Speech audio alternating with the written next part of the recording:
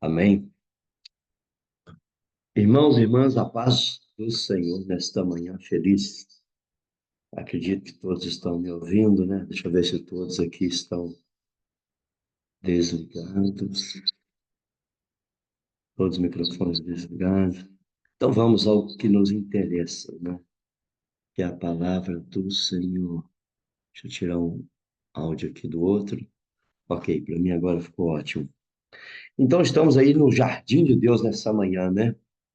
Felizes, abençoados, preparados para o que Deus tem para nós nessa manhã, não é? Porque a cada uma dessas manhãs, Deus, com a sua bondade, a sua misericórdia, ele vem nos visitar através da sua poderosa palavra, né? E Deus, ok, Deus nos trouxe hoje aqui mais uma palavra para que nos fortalecemos nele, né? Vamos ler lá no livro do Evangelho, na verdade, de Mateus, no capítulo 14, a partir do versículo 22. Mateus, capítulo 14, a partir do versículo 22 até o 33, diz assim: eu vou ler toda a palavra e depois a gente entra na mensagem comentada e Deus vai nos falar segundo a sua misericórdia.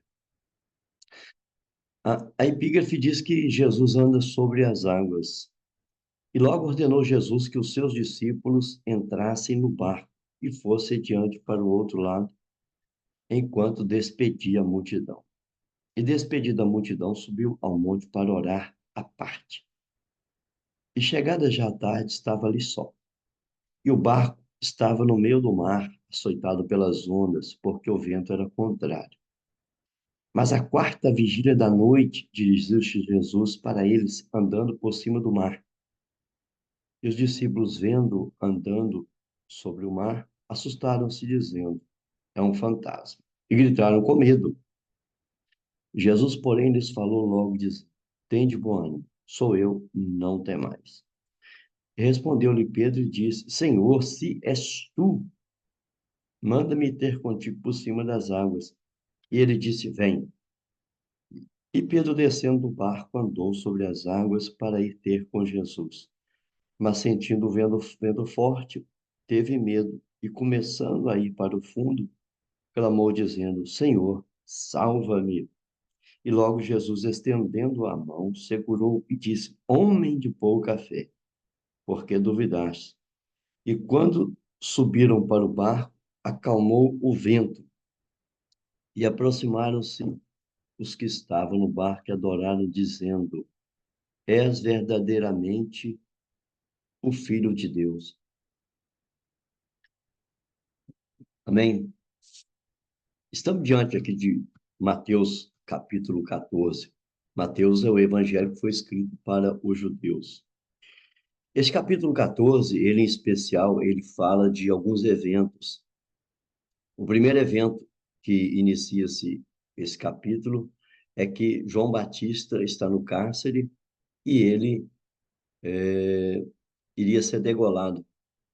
E João Batista, sendo resumindo bem a história, João Batista foi degolado no cárcere a pedido de Herodias, a mulher de Filipe, que era possuída por Herodes. Como João Batista condenava o pecado de Herodes, ele foi então morto ali a pedido de Herodias, para que Herodes levasse num prato a cabeça de João Batista. Depois disso, Jesus teve a notícia dos seus discípulos que João era morto. Jesus se retira no barco e vai para um local secreto para orar. Ali ele vê uma grande multidão, tem compaixão daquela multidão, cura os enfermos, trata as pessoas de cura física e espiritual. Depois Jesus, passado o tempo, o pessoal tem fome, são 5.000 homens aproximadamente, fora mulheres e crianças, que naquela conhecida multiplicação dos 5 pães e os 2 peixes, eles são ali tratados também no físico, além do espiritual, também no físico.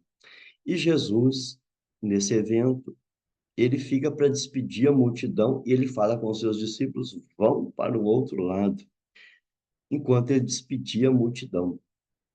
Jesus não disse que ia orar, que ia passar um tempo em oração até as 3 horas da manhã, mas ele simplesmente diz aos seus discípulos, aquela tardinha, fim de tarde, que eles vão para o outro lado. E eles se dirigem para o outro lado enquanto Jesus está ali despedindo a multidão.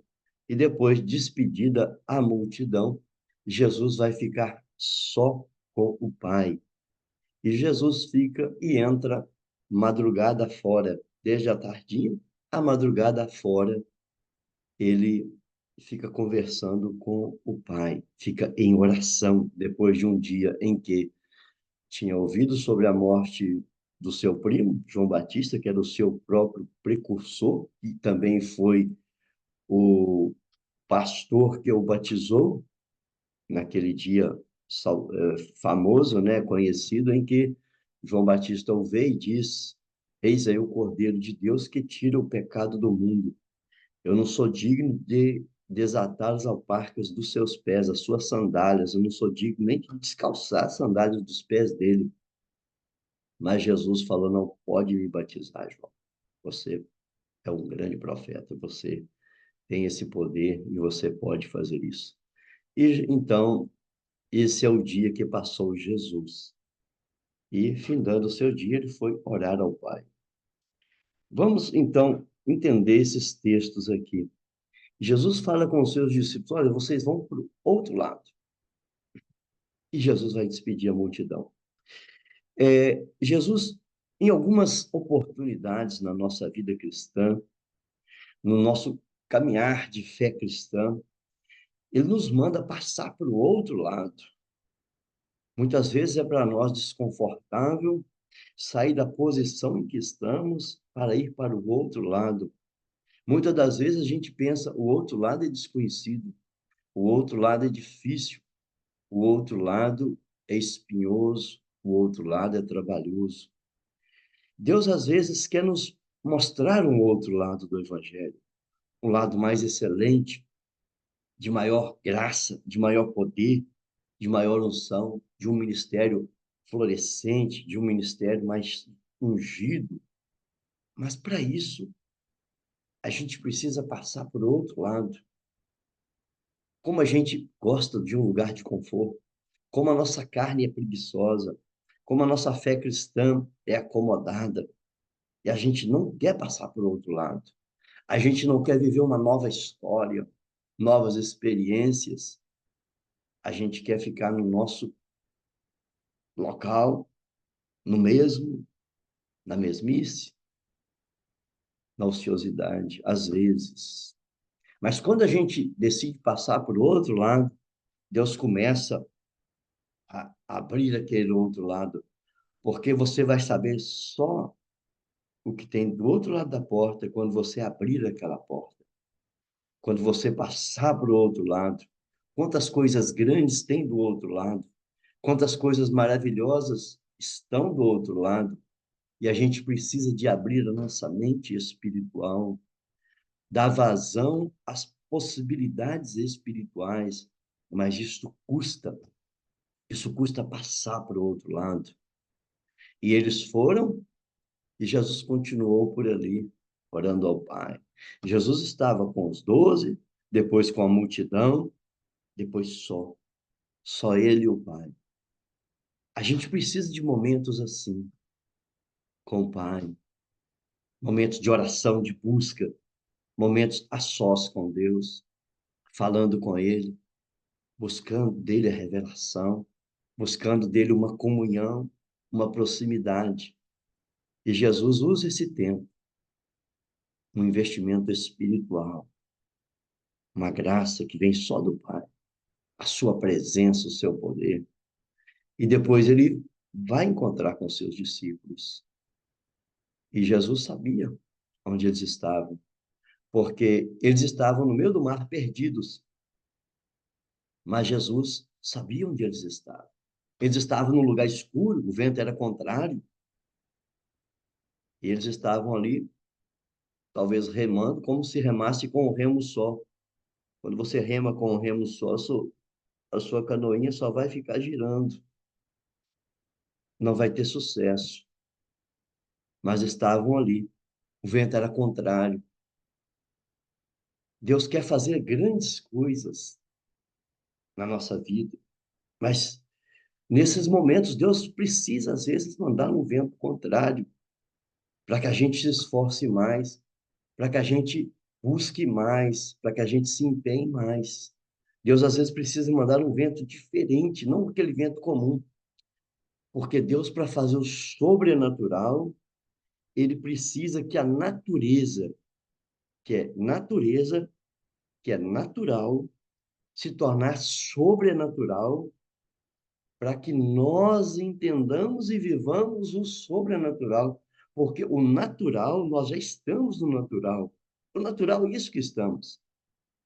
É a mesmice, é o de sempre. O natural é o quê? Eu acordo de manhã, tomo meu café, me arrumo, preparo, vou trabalhar, trabalho, volto do trabalho pelo mesmo caminho, chego em casa, tomo um lanche, vou dormir, acordo, tomo meu café, vou trabalhar, trabalho. É a mesmice. O que que isso muda na minha vida? Eu sou o mesmo todo dia. O que isso faz diferença na minha vida e na dos outros? Nada.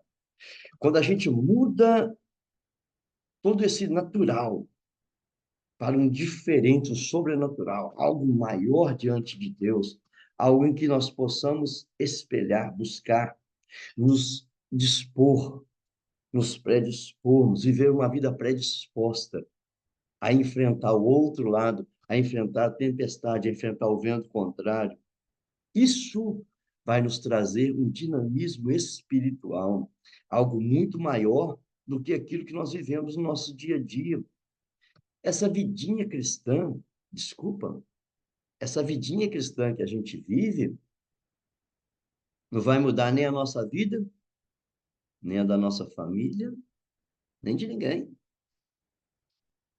Se a gente não entrar para uma vida diferenciada em busca, em disponibilidade diante de Deus, em que a gente se coloca no altar de Deus, não colocar no altar que é um pedestal, não estou falando de altar, de nível, de superioridade. Eu estou falando de um altar em que nós somos a oferta. Muita gente quer subir no altar, legal, mas eu falo de um altar em que nós somos a oferta. Quando a gente se coloca no altar onde somos a oferta, nós temos a visão de Deus. Deus olha e fala: opa, alguém se dispôs. A quem enviarei? E quem há de ir por nós? Deus estava perguntando para Isaías. Só tinha Isaías ali, era ele mesmo. A quem enviarei? Quem há de ir por nós? Só tinha Isaías ouvindo isso aí. Então, eu mesmo, sou eu, Jesus. Eis, então, disse Isaías, né? Eis-me aqui, envia-me a mim. Deus está constantemente nos chamando para locais diferenciados. Ah, mas espera aí, não era Pedro, Tiago, João, não eram os pescadores, não eram as pessoas que já tinham a capacidade, não eram eles que podiam, não eram eles que sabiam, não eram eles que tinham envolvimento, tinham experiência, não eram eles mesmo, aqueles de sempre, que eram os navegadores dos altos mares. Mas não importa quem você é e qual experiência que você tenha, Deus vai além da sua experiência para você pegar uma experiência maior do que aquela que você tem. Deus vai além daquilo, além de uma capacidade de pescadores em alto mar. Ele manda um vento mais alto do que o alto mar. Ele manda um alto mar mais alto do que o alto mar. Ele manda tempestade maior do que as de antes. Ele manda é, ondas maiores do que as de antes. Deus sempre vai fazer isso. Porque se ele não fizer isso conosco, a gente não vai ter novas experiências. Por que que no deserto faltou água? Deus não podia mandar água? Vamos ver como que esse povo se comporta no deserto. Senhor, faltou água. Deus sabe disso. Deus sabe mais do que eu e você se falta comida. Deus sabe como está a sua geladeira hoje. Deus sabe como está a sua despensa hoje. Deus sabe qual é o valor que tem na sua conta. Deus sabe se amanhã ou depois você vai conseguir aquele emprego ou não. Deus sabe se o pneu do seu carro vai furar hoje ou não.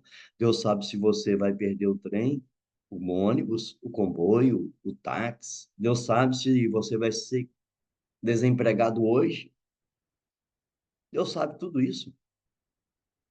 Jesus só vai caminhando pelo mar e te vendo. É um fantasma. É um fantasma. Olha, quando a nossa cognição espiritual, a nossa capacidade espiritual, ela é baixa, a gente começa a ver só fantasma. Quando a gente não está próximo do mestre, quando a gente está longe do mestre, quando a nossa vida é uma escuridão, a gente só vai ver fantasma.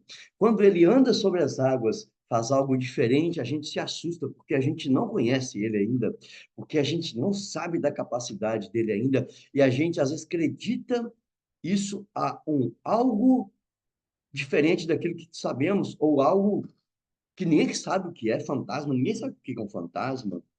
Às vezes, Jesus se torna um fantasma na nossa religiosidade, quando somos religiosos, quando somos pacatos espirituais, quando somos fracos espirituais, quando somos raquíticos espirituais, a nossa fé fraca nos faz ver fantasmas.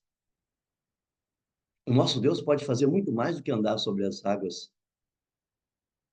E a gente vê um fantasma. Olha, é um fantasma. Que isso é um fantasma? Jesus, da posição em que ele estava, ele via todos. Ele sabia que tinha ali um barco encalhado, um barco açoitado pelas ondas. E ele sabe o que se passa conosco. Ele conhece aonde estamos, o que estamos fazendo e o porquê, qual o propósito naquilo que estamos fazendo. Ele sabe tudo isso. E a gente está vendo fantasmas enquanto é Jesus. Quando nós estamos fracos espiritualmente, quando nós estamos afastados de Deus, pelos nossos erros e pecados, nossas falhas, quando nós deixamos essa graça de Deus escapar pelas mãos, Jesus se torna um incômodo na nossa vida, Jesus se torna um fantasma para nós. Irmãos, quantas das vezes a gente está fracos espirituais e a gente está mais falhando do que acertando? Jesus torna-se uma pedra de tropeço na nossa vida, porque o mal que queríamos fazer, o erro que queríamos praticar, a gente fica, não, mas Jesus está vendo.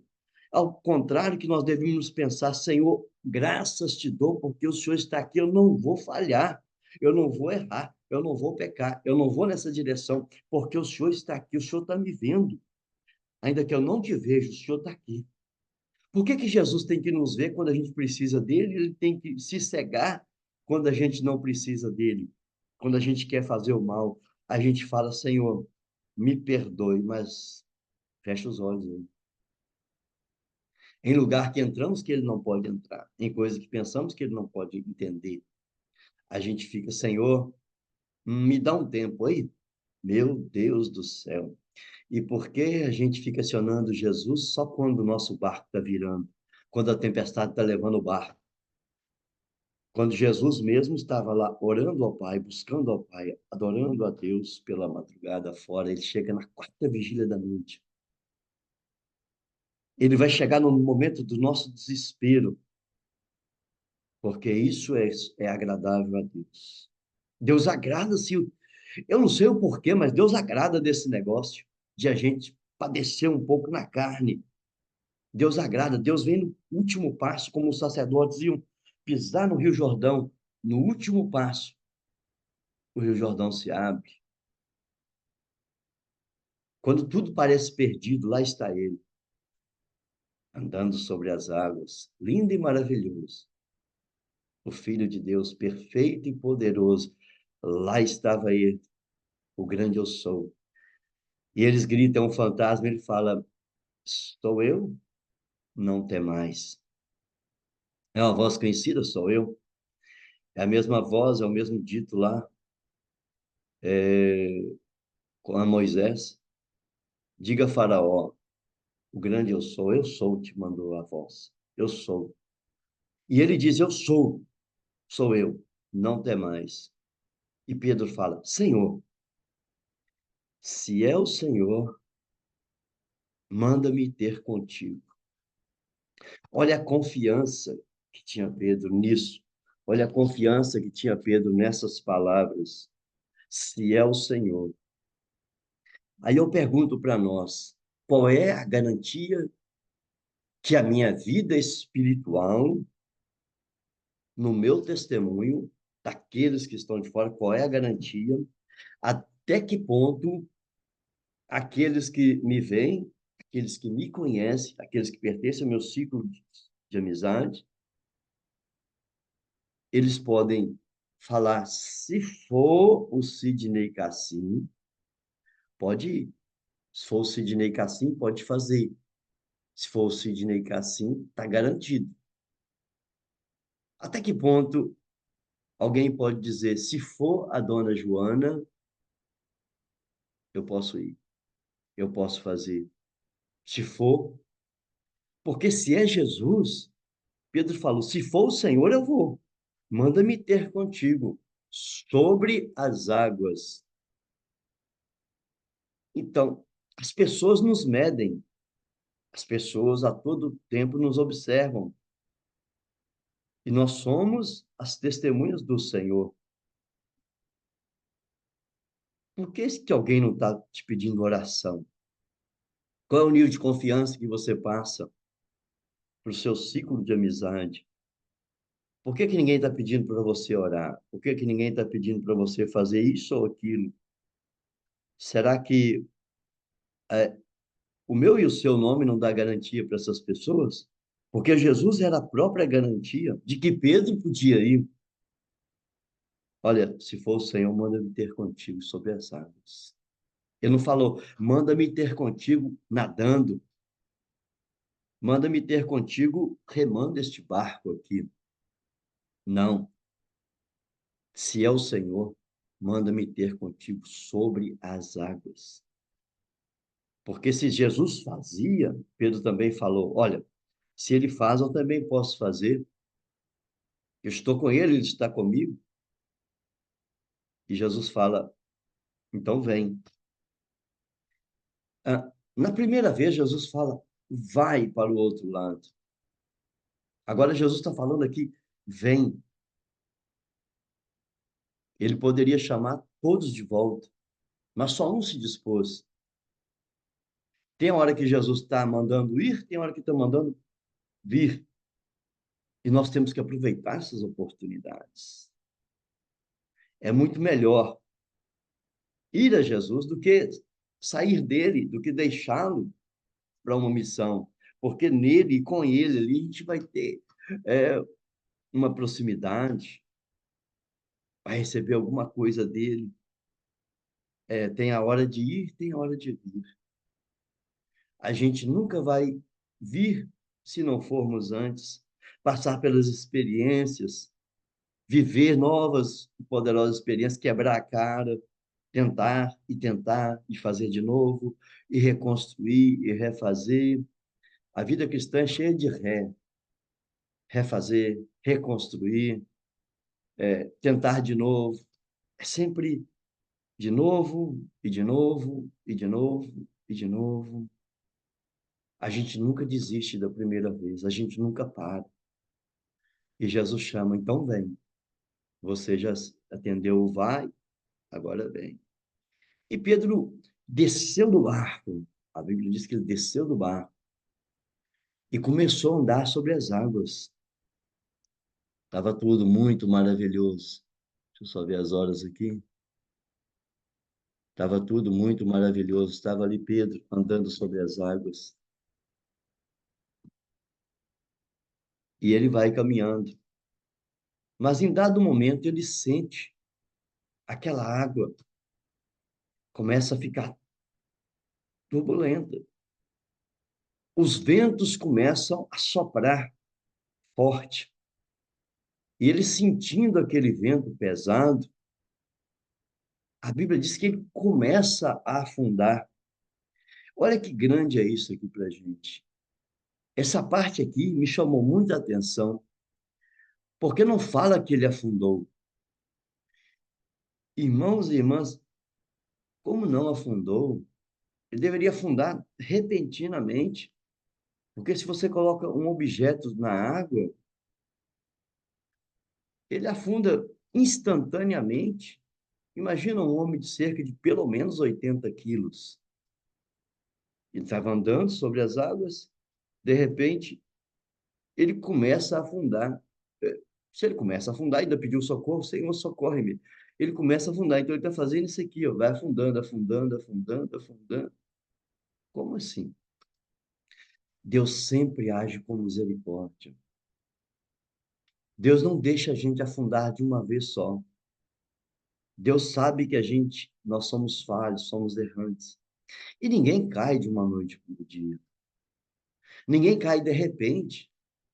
Ah, Senhor, eu não percebi, eu errei e eu caí da noite para o dia, de repente eu caí. Não, não é assim. O que acontece são eventos e mais eventos. Ele não foi para o fundo de repente. A gente não vai para o fundo de repente. Quantas e quantas vezes nós já não pedimos perdão a Deus pelo mesmo pecado? Quantas e quantas vezes nós não falamos, Senhor, eu nunca mais vou fazer isso, eu nunca mais vou errar, nunca mais vou entrar neste mal. Senhor, me perdoa. Quantas e quantas vezes a gente não fez a mesma oração e dizendo a Deus, eu não vou fazer mais. E a gente ia afundando, afundando, afundando. A gente não afunda de uma vez no Evangelho. A gente não desvia, não sai da presença de Deus de uma vez. São armadilhas, dia a dia, armadilhas. Armadilhas que o inimigo vai montando. E a gente só vai afundando na areia movediça, só afundando, afundando. E quanto mais a gente mexe sozinho, mais a gente afunda. A gente precisa, ó, levantar a mão. E aqui em especial não era areia movediça, parece que isso aqui era uma areia movediça, né? Porque ele começou a afundar. Ninguém começa a afundar na água, não, na água ele afunda mesmo. Mas aqui Deus, a graça dele, ele teve tempo de gritar: Senhor, socorre-me. Irmãos, quantas pessoas estão afundando no seu ministério, estão afundando o seu ministério, está afundando a sua família, está afundando a sua área profissional, está se afundando no mal, no pecado, em dias maus, em problemas, afundando devagarinho, afundando, afundando, está vendo que está afundando, mas não ergue a mão, não pede socorro. Jesus falou, o Pedro falou, Jesus, socorre-me, socorre-me. E Jesus estende a mão e pega Pedro, homem de pequena fé, por que duvidastes? E Jesus o leva para cima. Se a gente perceber, quando Jesus dá a mão a Pedro, Jesus já tem o seu próprio peso, que talvez, não sei, vamos somar aí, vamos dizer que Jesus tinha 80 quilos, Pedro também tinha 80 quilos, ali eram 160 quilos. Quer dizer, Jesus já fazia um milagre de andar sobre as águas, e quando ele sustenta Pedro pela mão, ele dobra o poder desse milagre, porque ele tem os seus 80 quilos, mais os 80 quilos de Pedro, mais a força que ele faz de apoiar o pé na água para sustentar Pedro e levantar Pedro. Então ele faz uma força ali bem grande, e se o milagre era um milagre, o milagre duplicou ali, o milagre do poder de andar sobre as águas. O poder de 80 quilos se transformou num poder de 160 quilos. Quer dizer, o nosso Deus, ele pode muito mais do que aquilo que a gente vê ele fazer. Ele não se apresenta como um fantasma, não. Ele se apresenta como um Deus todo-poderoso que vai resolver os nossos problemas, que quando a gente começar a afundar, ele vai estender a mão e vai falar: homem de pequena fé, vem para cá. Você não vai afundar. A gente não vai afundar. Nós não vamos naufragar. E mesmo a gente estando, muitas pessoas, muitos de nós estando numa embarcação que vai dar errado, ainda ficam 11 naquele barco, achando que ainda aquele barco vai dar em alguma coisa. Abandona esse barco, irmão. Abandona esse barco, minha irmã. Esse barco aí já está afundando há muito tempo. Esse barco sem Jesus não vai a lugar nenhum. Esse barco sem Jesus vai ser mais e mais açoitado pelas ondas. As experiências que você tem como pescador, como navegador, não vai te salvar, não. Se o seu barco ele não tem Jesus, ele vai virar. Ele vai para longe, ele vai para qualquer lugar, menos para a presença de Deus. Tem hora que é hora de arriscar, tem hora que é hora de deixar esse barco, tem hora que é hora de sair desse barco, tem hora que é hora de deixar tudo isso aí. É de andar com Jesus, é de andar sobre as ondas. E ele não deixou nada fácil, não. O vento continua contrário ali. Ele não deixa nada fácil para ninguém, não. Jesus disse: No mundo tereis aflições, mas tem de bom ânimo, eu venci o mundo. E Jesus foi como estava previsto. Tudo que havia de acontecer, aconteceu. Para que ele se doasse completamente na cruz do Calvário completamente. Até a água do corpo dele foi doada. Do lado dele saiu água, não, jorrou água. Dele saiu sangue. Tudo isso, ele se entregando por nós. Se a gente não viver uma vida de entrega, talvez nem a gente se salve. Mas a vida de entrega que esperamos, que queremos, que precisamos viver, que Deus espera de nós, que a vivamos, é para que aquele que está de fora também venha. É para que nós possamos, através da nossa vida de entrega, trazer aqueles que precisam se entregar a Cristo. É porque ao nosso redor há uma grande nuvem de testemunhas.